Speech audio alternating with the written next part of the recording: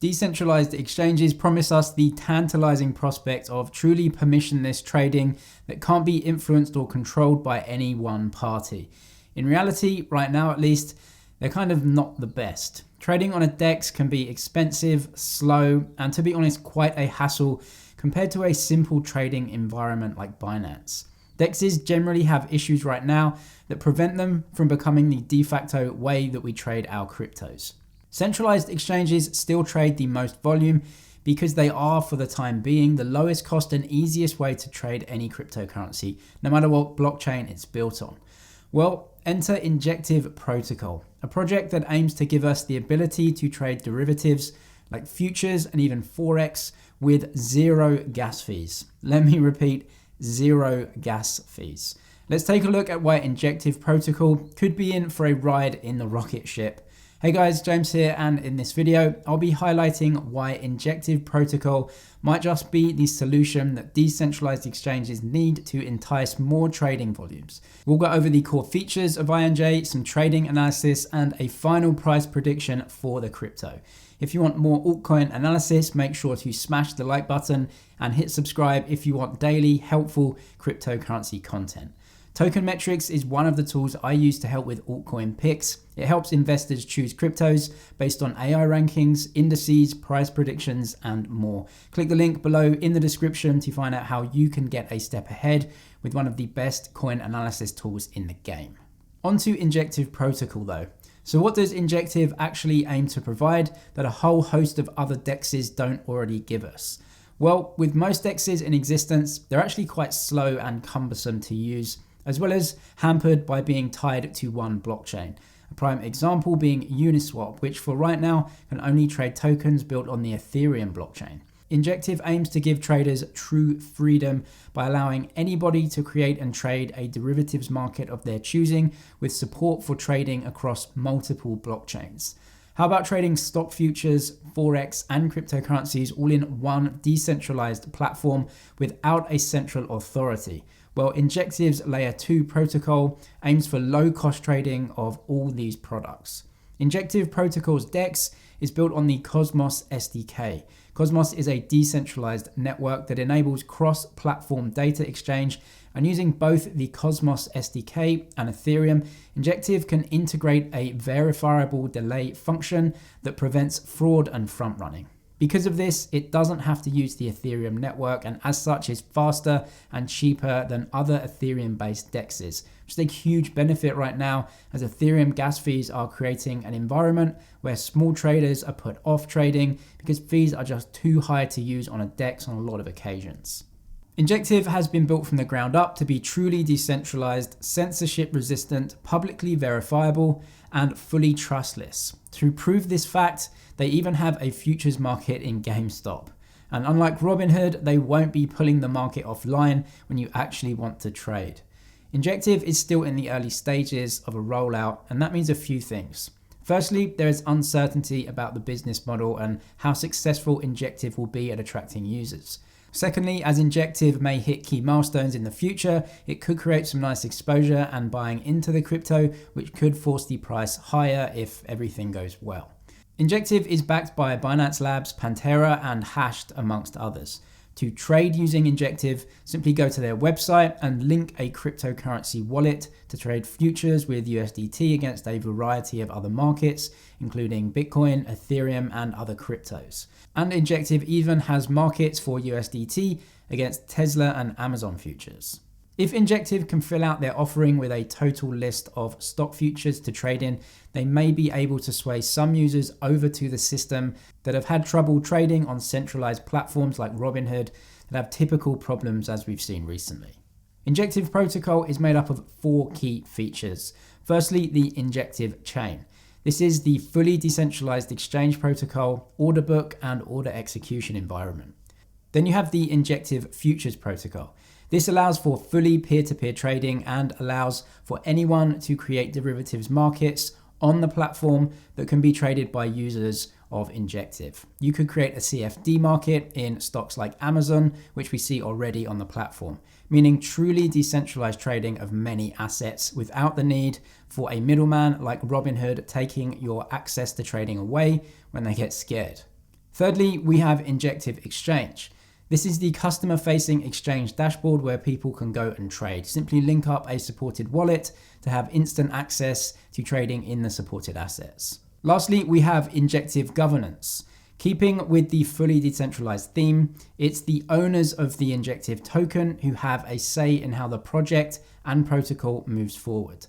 Anyone who owns INJ tokens has the right to vote and make decisions on how the protocol changes and makes additions over time. Coming to some potential weaknesses of INJ, we've seen from other very popular blockchains like Ethereum that decentralization and having token holders vote on policies can actually have a negative effect on how fast the platform can actually go and make significant changes for the better. Also, competitors can do exactly the same thing as INJ is doing.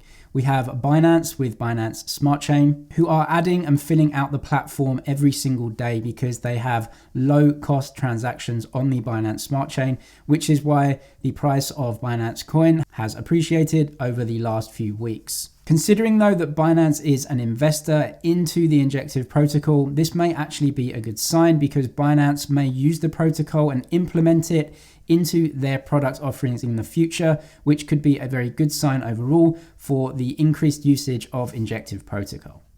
Moving on to Injective Protocol tokenomics though, and what you can actually do with the Injective tokens. Like I said before, there are a few uses for the INJ token. INJ token holders can vote for protocol changes and upgrades. Trading fees on the platform, fees don't have to be paid in INJ, but what happens is any fees paid with other cryptos will be sold off and the buyers will pay for those cryptos in INJ tokens. Also, according to the docs, any excess INJ as a result of this auction will be burned. This means that supply should reduce over time and should be deflationary overall, creating an uplift over time if a lot of people use the protocol. There's also a possibility to earn some staking rewards with INJ on the platform, and INJ being built on Cosmos means they use the Tendermint proof of stake mechanism. We can see the biggest markets of the tokens by far is Binance if you look at 24-hour trading volumes, having the largest volume in Injective against the US dollar Tether. We can actually see the current price of Injective, which is coming off a little bit following a wider sell-off and softening in the demand of cryptocurrencies over the last week or so. Altcoins will inevitably follow the price moves of Bitcoin overall, and specifically for this week, there has been some weakness. Now, long-term holders and investors may actually see this as a buying opportunity, and we can see that the price of Injective is coming down towards the 50-day moving average, which is also a level of some sideways trading here, so this could potentially be an entry point for some long-term holders.